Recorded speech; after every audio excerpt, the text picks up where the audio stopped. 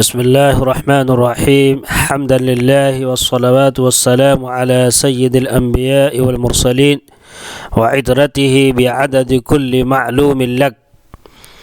بسم اللہ الرحمن الرحیم وما ارسلناک الا رحمتا للعالمین. صدق اللہ العظیم.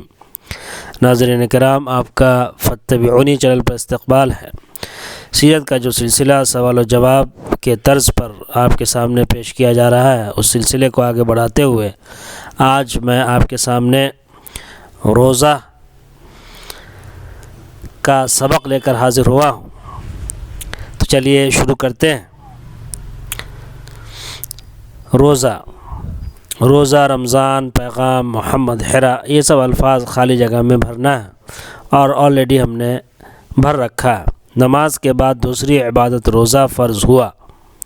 سب سے پہلے نماز، اس کے بعد دوسری عبادت روزہ فرض ہوا. روزے کے لیے رمضان کا مہینہ چنا گیا کیونکہ اسی مہینے میں رات میں خدا کا پیغام خدا کے خاص بندے محمد صلی اللہ علیہ وسلم پر حرا کے غار میں اترا.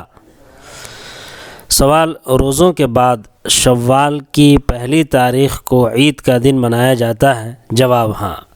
عید کا دن ہوتا ہے، جس تاریخ اور جس دن کو عید مناتے ہیں وہ شوال کی پہلی تاریخ ہوتی ہے. جو اسلامی کیلنڈر کے حساب سے مہینے ہیں، اس میں شوال کے مہینے میں عید منایا جاتا ہے اور وہ بھی شوال کی پہلی تاریخ کو. جواب: ہاں.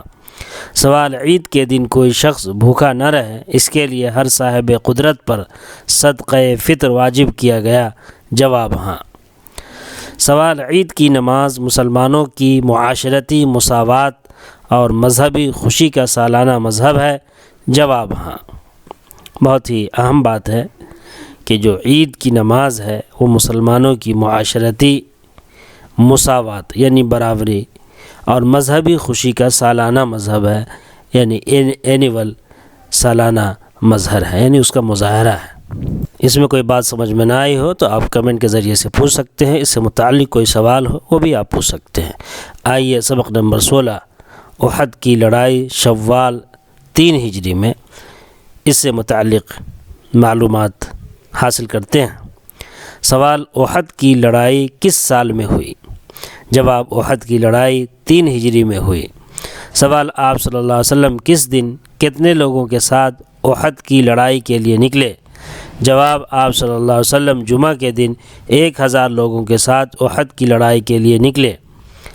سوال: منافقوں کا سردار عبداللہ بن ابی بن سلول اپنے کتنے آدمیوں کو لے کر جنگ کے میدان سے بہانہ بنا کر بھاگ آیا؟ جواب: عبداللہ بن ابی بن سلول اپنے 300 آدمیوں کو لے کر جنگ کے میدان سے بہانہ بنا کر بھاگ آیا. سوال: رافع بن خدیج جو عمر میں چھوٹے تھے، جنگ میں شرکت کے لیے کس طرح کی کوشش کی؟ جواب: اپنے کو بڑا ظاہر کرنے کے لیے انگوٹھوں پر تن کر کھڑے ہو گئے. سوال: احد پہاڑ کے درہ یعنی گھاٹی پر کتنے تیر اندازوں کے دستے کو تعینات کیا گیا؟ جواب: 50 اچھے تیر اندازوں کو تعینات کیا گیا. سوال: حضرت حمزہ رضی اللہ عنہ کو کس نے اور کیسے شہید کیا؟ جواب: جبیر بن مطعم کا حبشی غلام وحشی نے ایک چھوٹے سے نیزے ناف میں مار کر شہید کیا. یہ سبق نمبر 16 کا ہی حصہ ہے، پارٹ با ہے. سوال: درے پر جو لوگ تعینات تھے ان کے سردار عبداللہ بن عمر تھے؟ جواب: نہیں، عبداللہ بن جبیر تھے. سوال: عبداللہ بن جبیر رضی اللہ عنہ اور ان کے چند ساتھیوں نے جم کر درے پر کافروں کا مقابلہ کیا اور جام شہادت نوش کیا؟ جواب: ہاں. سوال: درے پر پیچھے سے خالد بن ولید ایک دستے کے ساتھ حملہ آور ہوئے؟ جواب: ہاں. یہ سوال و جواب کے طرز پر ہے. اس کی جو تفصیل ہے جب میں سیرت کو تفصیل کے ساتھ آپ کے سامنے پیش کروں گا اس وقت اس کی تفصیل آپ کے سامنے آئیں گی. سوال: آپ صلی اللہ علیہ وسلم کے ہم شکل مصعب بن عمیر رضی اللہ عنہ کے شہید ہونے کے بعد کافروں نے یہ افواہ پھیلا دیا کہ آپ صلی اللہ علیہ وسلم شہید کر دیے گئے؟ جواب: ہاں. سوال: ایک کافر نے آپ صلی اللہ علیہ وسلم کے چہرے پر تلوار ماری جس کی چوٹ سے خود کی 2 کڑیاں چہرے مبارک میں چبھ گئی۔ خود چہرے پر ایک ہیلمٹ ٹائپ کی چیز ہوتی تھی، اسے لگاتے تھے تاکہ تیر اور دوسرے تلوار کی وار جو ہے چہرے پر نہ پڑے، اسے خود جو ہے کہا جاتا ہے۔ جواب: ہاں۔ سوال: آپ صلی اللہ علیہ وسلم کے سامنے کے 4 دانت شہید ہو گئے؟ جواب: نہیں، 2 دانت۔ آپ صلی اللہ علیہ وسلم کے اسی جنگ میں 2 دانت بھی شہید ہوئے۔ سوال: آپ صلی اللہ علیہ وسلم نے چوٹ کھانے کے باوجود یہ تاریخی فقرہ کہا: اے اللہ میری قوم کے قصوروں کو معاف فرما کہ وہ نادان ہیں؟